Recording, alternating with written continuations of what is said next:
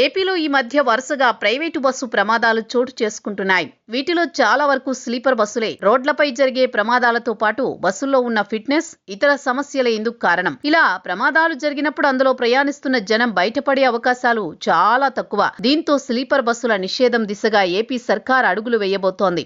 రాష్ట్రంలో ఈ మధ్య కాలంలో వరుసగా చోటు చేసుకుంటున్న స్లీపర్ బస్సుల ప్రమాదాల నేపథ్యంలో భవిష్యత్తులో వీటిని రద్దు చేసే విషయాన్ని పరిశీలిస్తున్నట్లు ఈ మేరకు కేంద్రాన్ని సంప్రదించినట్లు రవాణా శాఖ మంత్రి మండిపల్లి రాంప్రసాద్ వెల్లడించారు. అలాగే బస్సుల వేగాన్ని నియంత్రించేందుకు సైతం చర్యలు తీసుకుంటున్నట్టు తెలిపారు.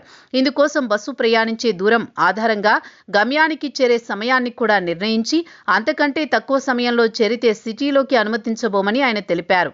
అలాగే 300 కిలోమీటర్లు అంతకంటే ఎక్కువ దూరం ప్రయాణించే బస్సుల్లో 2 డ్రైవర్లు ఉండేలా చూస్తామని, వీరిలో ఒకరు రాత్రిపూట డ్రైవర్ నిద్రపోయేందుకు వీలుగా బస్సులో ఓ సీటు కూడా కేటాయించేలా ప్రైవేట్ ఆపరేటర్లను ఆదేశించారు.